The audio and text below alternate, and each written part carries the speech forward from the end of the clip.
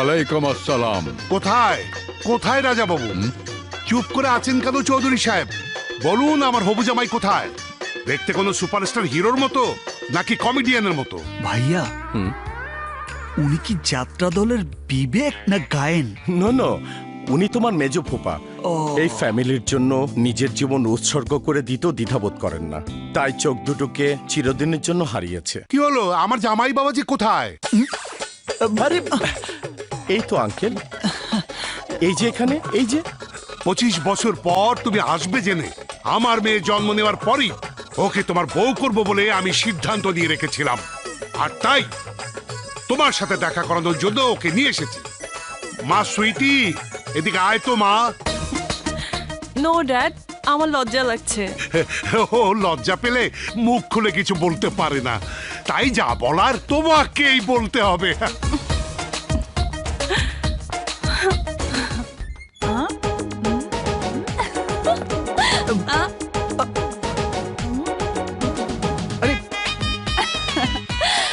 Happy birthday to you. What is this? This is reservation. মানে আমাদের engagement উপলক্ষে daddy তোমার জন্য এই আংটিটা কিনে রেখেছে, তাই এইটা তোমাকে পরিয়ে দেওয়া মানে আমাদের বিয়ে অর্ধেক হয়ে গেছে। আচ্ছা,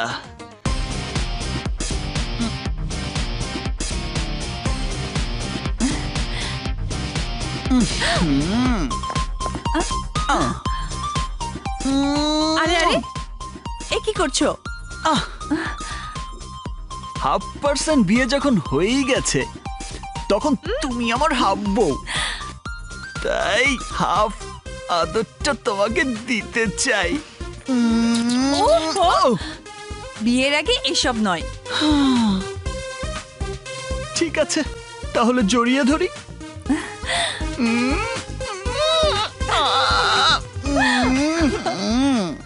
hello, hi my dear. Puri বাপরে, এ তো দেখছি সেই পাগড়িটার ভয়েস। এসো এসো না, আরে কই নিয়ে যাচ্ছ? একটু ঢোকো, যাও।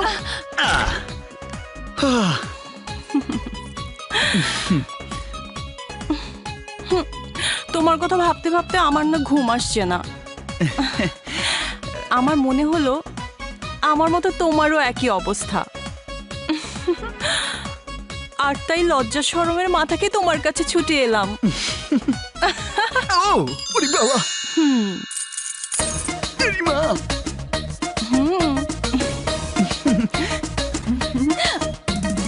আমার বান্ধবীরা বলেছে মেয়েদের নুপুরের শব্দ শুনে ছেলেরা নাকি পুলকিত হয়ে যায়।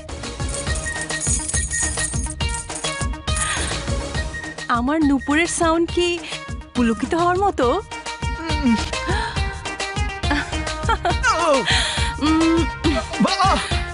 নিশ্চয়ই এখানে থাকা হৃদয়টা খালি, কেউ নেই সেখানে। কি হলো বলো না? তার মানে আমার জন্য খালি রয়েছে?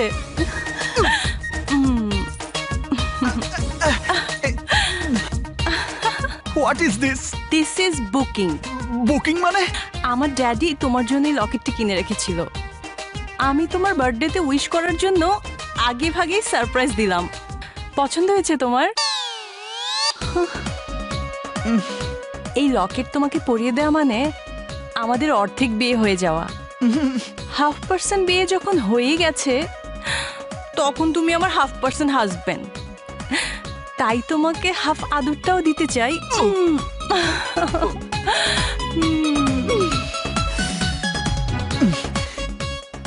আমি এসবের এখনো কিছুই বুঝি না। আমি তোমাকে সব বুঝিয়ে দেব, দেখবে বিয়ের পর ফটাফট সন্তান জন্ম দিয়ে পুরো একটা ক্রিকেট টিম তৈরি করতে পারবে।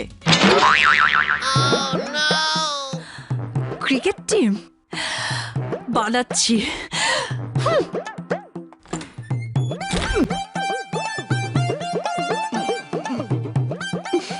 বুঝতে পেরেছি আমার মতো তোমারও লজ্জা বেশি, তাই লজ্জা কমিয়ে চান্সটা কাজে লাগাও। ওরে বাপরে, ওরে বাপরে। কোথায় যাবে তুমি? আজ হোক কাল হোক এই মনের ঘরে আমি তোমাকে বন্দি করবই করব। প্লিজ সাথী, আমার কথাটা শোনো। আর কি শুনবো? আই, আর কি শুনবো? নুপুরের আওয়াজ শুনে মনটাকে পুলকিত করেছে, বুকিং দিয়েছে, 1/2% বিয়ে করেছে, 1/2% আদর দিতে চেয়েছে। এই, সত্যি করে বলো তো, এটা কোন ধরনের প্রেম? One sided. ফিগারটা দেখতে খারাপ না, আচ্ছা, বাট ভালোবাসার ব্যাপারে ওর ব্রেনটা খুবই উইক। বাট তুমি তো ভেরি স্ট্রং।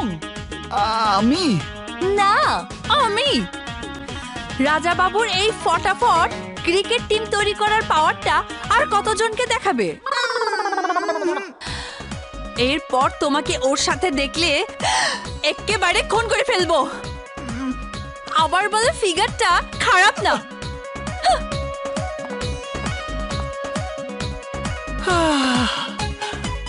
মোর জ্বালা, এখন আমি কি করি? সুইটি বলে চান্সটা কাজে লাগাতে, আর সাথী বলে খুন করে ফেলবে। ওই এক রাজা বাবুর জীবন কেড়ে নেওয়ার জন্যে এতগুলো হাতিয়ারের কি প্রয়োজন আছে? ড্যাড, শত্রুকে দুর্বল ভাবাটা হবে বোকামি। কারণ রায়হান বাবুর ওয়াদা অনুযায়ী যে সন্তান এসেছে তার এক ফোঁটা রক্ত আমাদের এই ধারালো হাতিয়ারের চাইতে অনেক বেশি শক্তিশালী হতে পারে। চুপ করো ভাইজান, তোমার বদলে এই কথা যদি অন্য কেউ বলতো তাহলে আমি ওর জিপ কেটে কুত্তা দিয়ে খাওয়াতাম। এই চেয়ারম্যান, বলুন সাহেব। ক্ষমতার লড়াইয়ের বার্তা ওই সৈয়দ বাড়িতে পৌঁছে দাও, কারণ ওর রক্ত চুষে নেওয়ার জন্য এই মাটি হাহাকার করছে। আসসালামু আলাইকুম। ওয়ালাইকুম আসসালাম। আগামী পরশু পহেলা বৈশাখ, তাই নেতৃত্বের লড়াইয়ের সম্মতি আগামীকালের মধ্যেই জানানোর নিয়ম, কিন্তু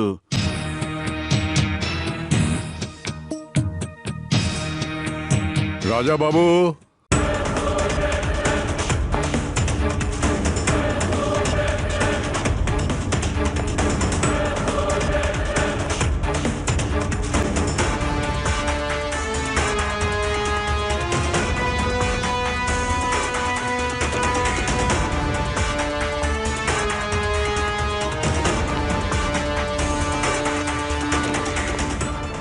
চেয়ারম্যানকে বলো তুমি নিজে গিয়ে নেতৃত্বের লড়াইয়ের সম্মতি সওদাগরদের জানিয়ে আসবে।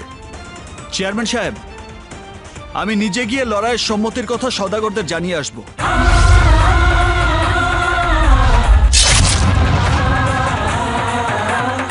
আল্লাহ আপনার মঙ্গল করুক। আপনি দীর্ঘজীবী হন রাজা বাবু। আসসালামু আলাইকুম। ওয়ালাইকুম আসসালাম। পান্না পাঠান। জি সাহেব। রাজা বাবুকে সওদাগরদের সাথে সাক্ষাতের জন্য নিয়ে যাও। জি।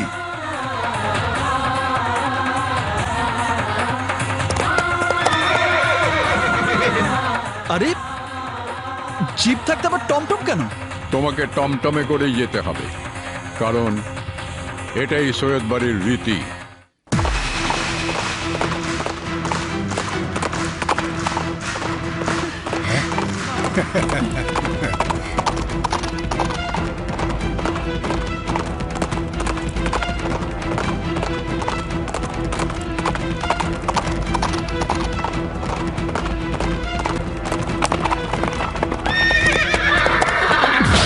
এই এই যা যা বলছি, যা যা।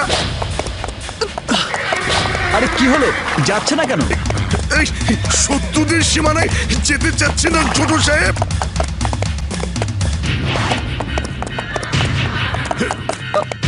আরে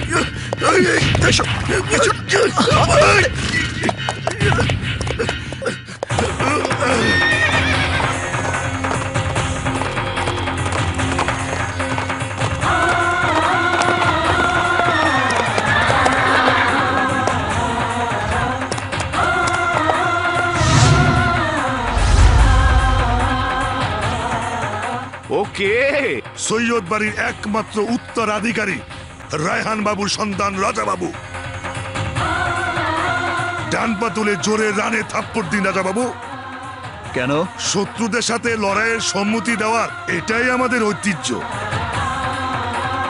কারণ থাপ্পড়ের শব্দ শুনে শত্রুর মনে ভয়ে কাঁপন ধরাবে। শত্রু নিঃশ্বাস বন্ধ হয়ে যাবে। তাই থাপ্পড় দিন রাজা বাবু, থাপ্পড় দিন।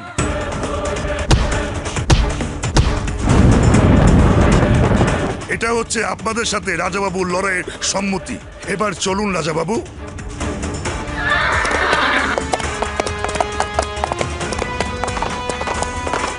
এই ধর ওকে। এই থাম তোরা।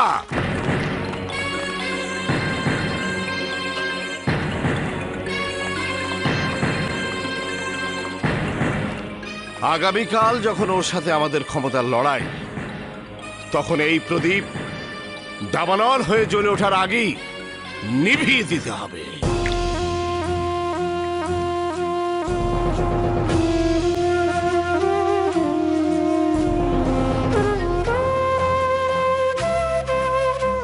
রাজাবাবুকে ঘুম থেকে জাগিয়ে এই পানি পান করে তারপর ঘুমাতে বলো। জি।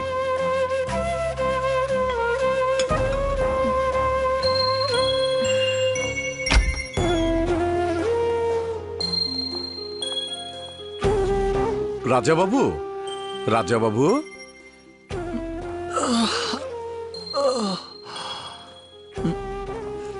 এই পানিটা খেয়ে তারপরে ঘুমাও। পানি খাওয়ানোর জন্য এত রাতে আমাকে ঘুম থেকে জাগালে? আগামীকাল সকালে ক্ষমতার লড়াইয়ে তুমি যেন জয়ী হতে পারো, সেই আশায় তোমার মা দোয়া পড়ে এই পানি পাঠিয়েছে। নাও, খেয়ে নাও। মানুষ খুন করার দোয়া? হ্যাঁ, আজকের এই দিনের জন্য তোমাকে 25টি বছর এই বাড়ি থেকে দূরে রাখা হয়েছিল। এই বাবরনগরের প্রত্যেকটি মানুষ তোমার জন্য অপেক্ষা করেছে। আমি মেয়ে সেজে এতটা বছর এই সৈয়দ বাড়িতে পড়ে আছি শুধু তুমি আসবে বলে, আমার বাবা ও ভাইয়ের খুনিদের তুমি শেষ করবে বলে। কিন্তু আমি একা তোমাদের সেই আশা? এটা শুধু মারুফ ভাইয়ার একার আশা নয় রাজাবাবু, আমার বাবারও ওই একই আশা। যে জ্বলন্ত আগুন আমার বাবার বুকের মধ্যে দাউ দাউ করে জ্বলছে, সেই একই আগুনে আমিও পুড়ে পুড়ে নিঃশেষ হয়ে যাচ্ছি। ওই আসলাম সওদাগর আমার বাবার চোখ দুটো উপড়ে ফেলে চিরদিনের জন্য অন্ধ করে দিয়েছে। তাই তুমি যখন ওদের উপর হামলা করবে, তখন আমার বাবা তা দেখতে না পেলেও ওদের মৃত্যুর আর্তনাদ শুনতে পারবে। আমাদের এই শেষ ইচ্ছাটুকু পূরণ করার জন্য তুমি ওই আসলাম সওদাগরকে শেষ করে দাও, ধ্বংস করে দাও ওই সওদাগর পরিবারকে।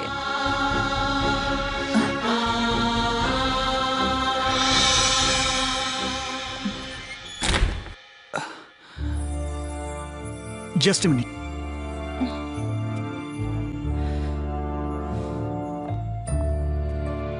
আমি জানি এসব শুনে তুমি টেনশনে পড়েছ, তাই আমি তোমাকে সত্যি কথাটাই বলছি। আমি এই বাড়ির ছেলে নই। তোমাকে বিয়ে করার আশায় আমি নিজেকে জমিদার বাড়ির সন্তান হিসেবে প্রমাণ করার জন্যই এই বাড়িতে দত্তক হিসেবে এসেছি। নো, আমি দৌলতের সাথে প্ল্যান করে তোমাকে এই বাড়িতে নিয়ে এসেছি। তুমি? হ্যাঁ রাজাবাবু, অসহায় মানুষের জীবন বাঁচানোর জন্য নিজের জীবন বাঁচিয়ে রেখে তোমাকে লড়াই করতে দেখে আমার মনে এই বিশ্বাস জন্ম নিয়েছে যে একমাত্র তুমিই পারবে এই বাবুনগরের নিরীহ মানুষদের ওই অত্যাচারী সওদাগরদের হাত থেকে রক্ষা করতে। আমার বাবার উপর সওদাগররা সেদিন যে নির্যাতন করেছিল, তার প্রতিশোধ নেওয়ার জন্য আমি চৌধুরী সাহেবকে তোমার খবর দিয়েছি। আর তুমি সৈয়দ বাড়ির দত্তক সন্তান হিসেবে এখানে এসেছো, তাই বলে আমি তোমাকে এই স্বার্থের জন্য ভালোবেসেছি তা নয়। সত্যি সত্যি আমি তোমাকে আমার জীবনের চেয়েও বেশি ভালোবাসি। আল্লাহ না করুক এই লড়াইয়ে তোমার যদি কিছু একটা হয়ে যায়, তাহলে তোমার সাথে আমাকেও এই পৃথিবী থেকে বিদায় নিতে হবে। আর তাই কাল সকালে লড়াইয়ের ময়দানে আমি তোমাকে জয়ী দেখতে চাই রাজাবাবু, জয়ী দেখতে চাই, জয়ী দেখতে চাই।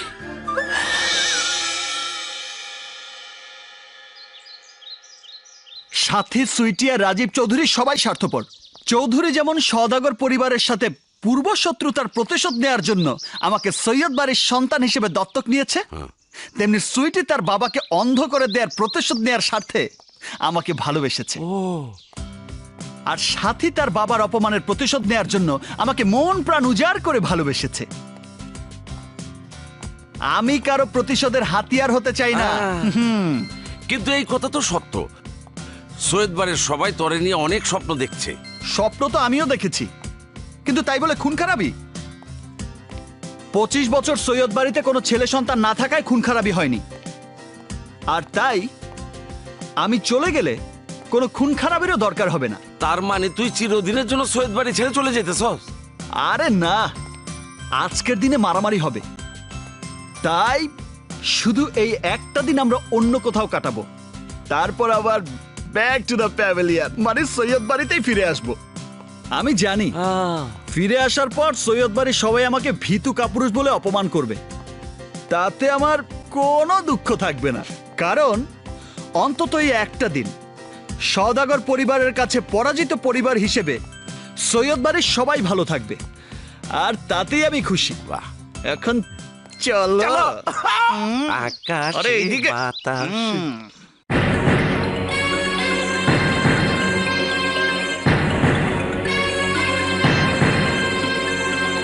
কি ব্যাপার চেয়ারম্যান, এখন পর্যন্ত ওই রাজা বাবু এখানে না আসার কারণ কি? আমাদের ভয় কি ওর হার্ট অ্যাটাক করেছে, না কাপুরুষের মতো পালিয়ে গেছে? আমার তো মনে হচ্ছে এখনো যখন আসেনি তখন পরাজয়টা হয়তো মেনে নিয়েছে।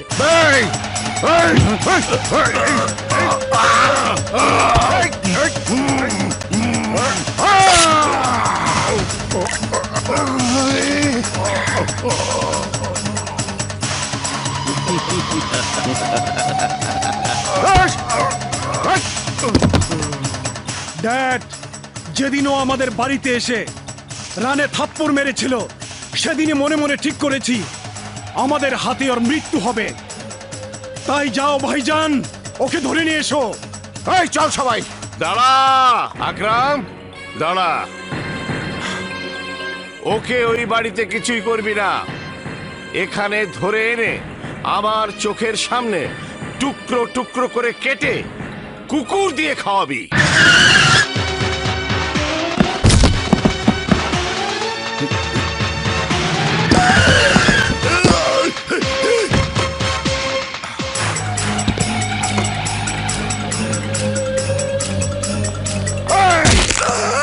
অনেক সাহস তোর, তাই রাজা বাবুকে আমাদের বাড়িতে নিয়ে গিয়ে আমার চোখের সামনে তাকে রানে থাপ্পড় মারতে বলেছিলি।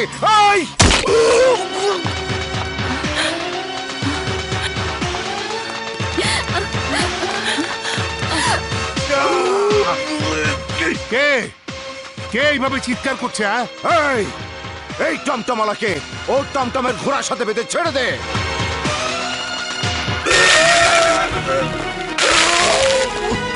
কার এত বড় সাহস এখানে সে সন্ত্রাস করছে?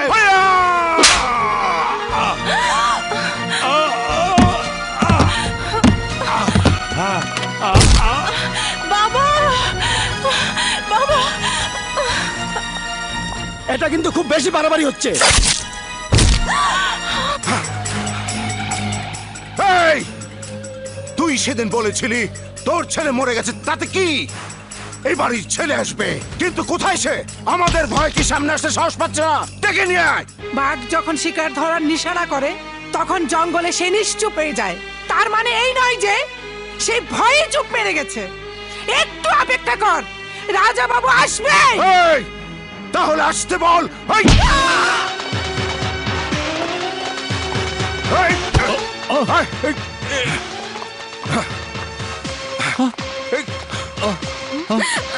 এই বুড়া, বস এখানে, বস বস। এই, এই।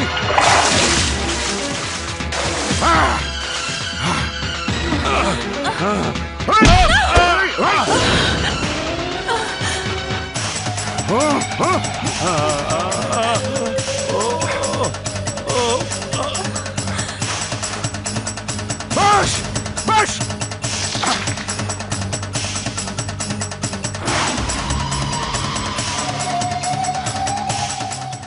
এই সৈয়দ শারমিন জাহান চৌধুরী, তুমি এরকম কুলাঙ্গার কাপুরুষ ছেলেকে জন্ম দিলে কি করে? থু তোমাকে, থু! বৈধভাবে সন্তান জন্ম দিয়েছো নাকি অবৈধভাবে? এই, অবৈধভাবে কাপুরুষ সন্তান জন্ম দিয়েছো, সেই কথা স্বীকার করে আমার পায়ে ধরে তোমাকে ক্ষমা চাইতে হবে, নইলে এদের সবাইকে পরপারে পাঠিয়ে দেব। তাই বলছি, ঘর থেকে বেরিয়ে এসে স্বীকার করো তুমি একটা নষ্টা মহিলা। তুমি বাহিরে আসবে না আমি ভেতরে যাব?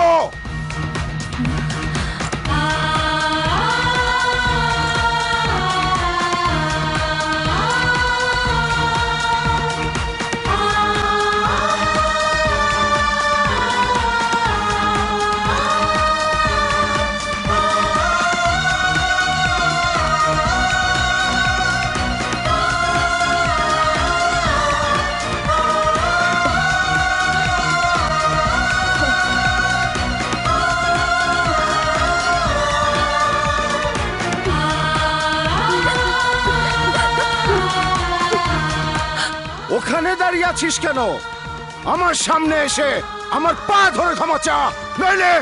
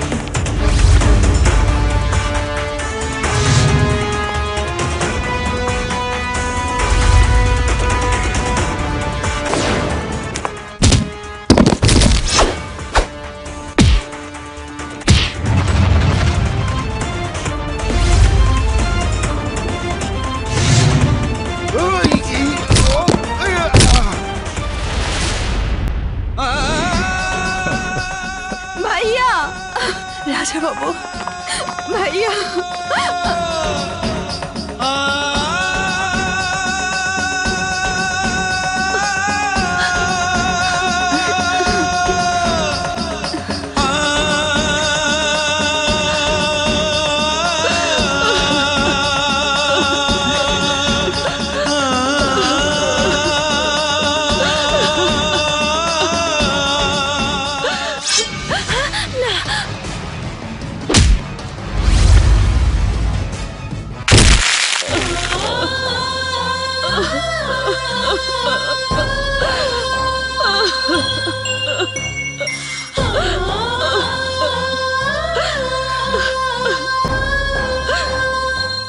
নানা ভাই,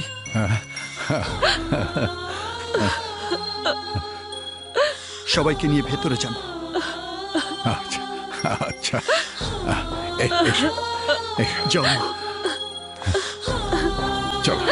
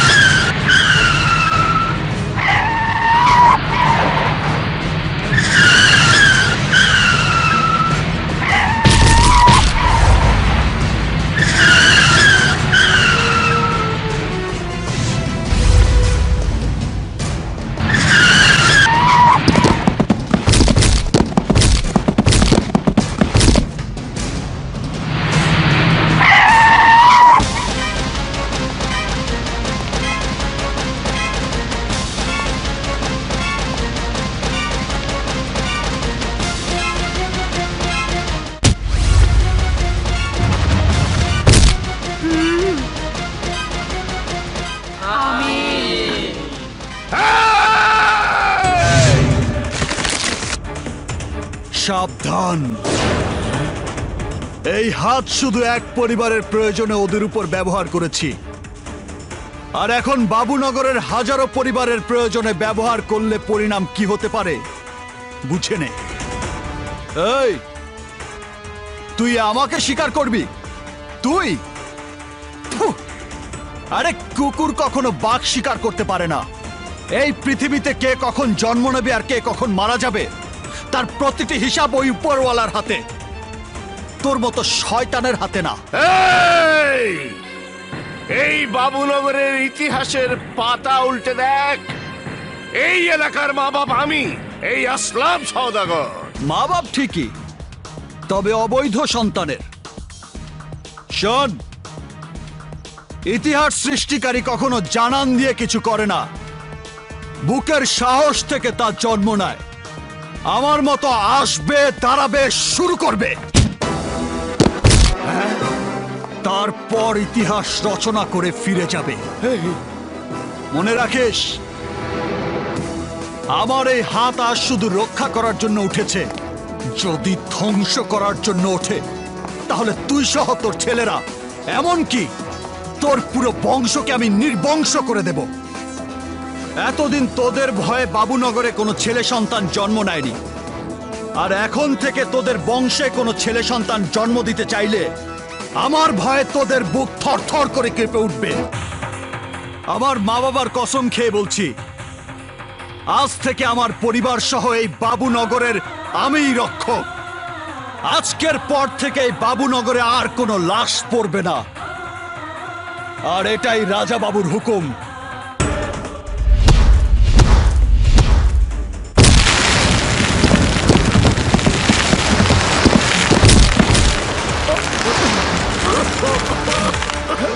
তাই বলছি, বি কেয়ারফুল।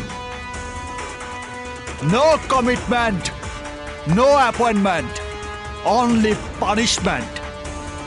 আমার মধ্যে ঘুমিয়ে থাকা হিংস্র বাঘকে কখনো জাগানোর চেষ্টা করিস না, কারণ খোদা ছাড়া কোনো শক্তির কাছে হই না কাবু।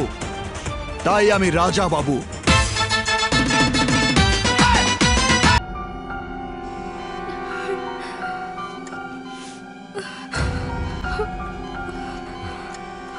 রোগী এখন সেমিকোমায় আছে, কবে জ্ঞান ফিরে আসবে তা একমাত্র উপরালাই জানেন।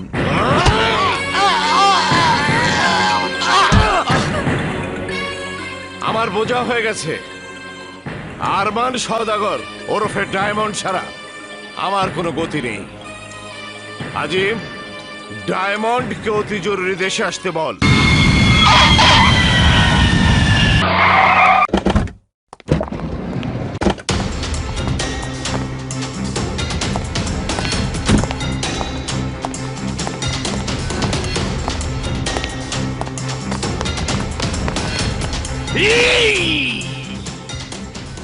এভাবে মরার মতো বিছানায় শুইয়ে না রেখে ওকে চিরদিনের জন্য উপরে পাঠিয়ে দেওয়াই ভালো।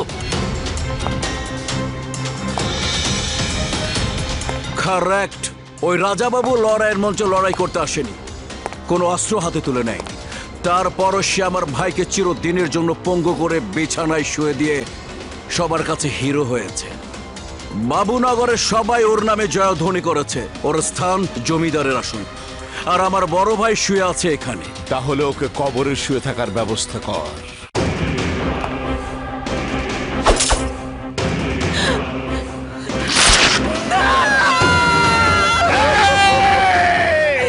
চুপ, একদম চুপ, কোনো চিৎকার করবে না।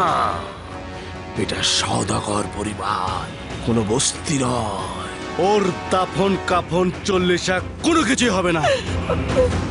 মনে কর বাড়ির একটা কুকুর মারা গেছে, যা ওকে আমাদের বাড়ির সীমানার বাইরে ফেলে দিয়া।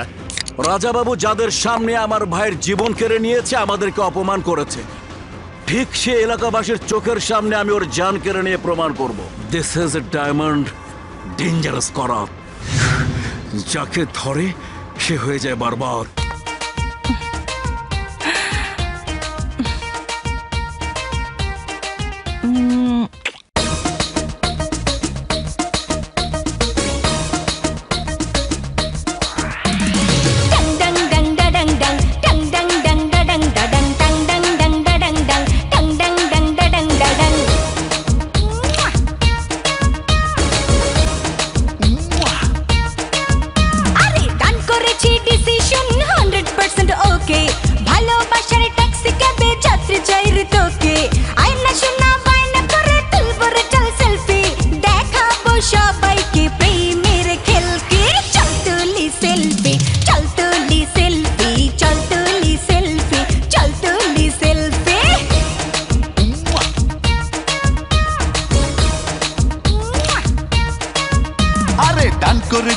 ডিসিশন 100% ওকে ভালোবাসার ট্যাক্সি ক্যাবে যাত্রী চাই রে তোকে আয়না সোনা বায়না করে তুলবো রে চল সেলফি দেখাবো সবাইকে প্রেমের খেল কি চল তুলি সেলফি চল তুলি সেলফি চল তুলি সেলফি চল তুলি সেলফি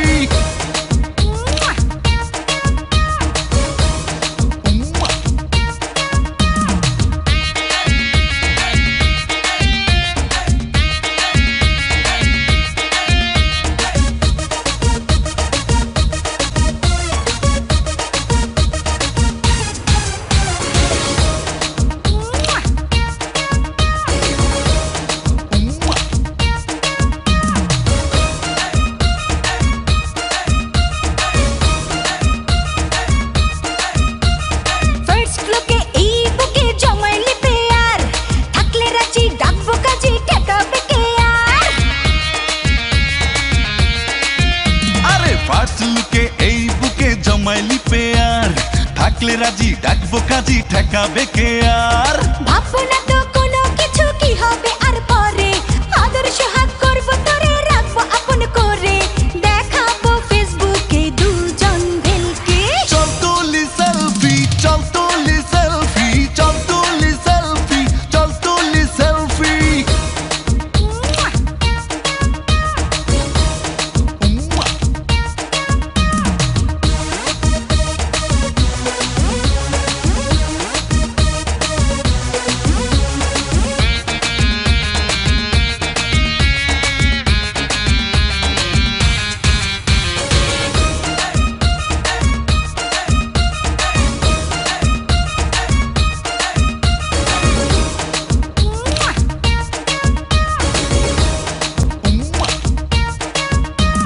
দেখবে লোকে অবাক চোখে তোর আমার টান দূরে গেলে এই দেহে থাকে না রে প্রাণ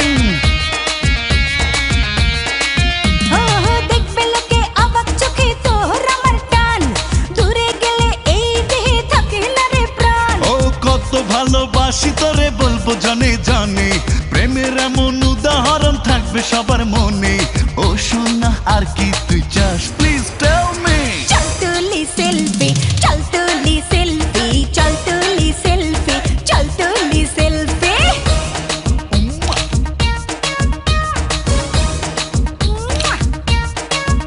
আরে ডান করেছি ডিসিশন 100% ওকে ভালোবাসার ট্যাক্সি ক্যাবে যাত্রী চাই রে তোকে আয়না সোনা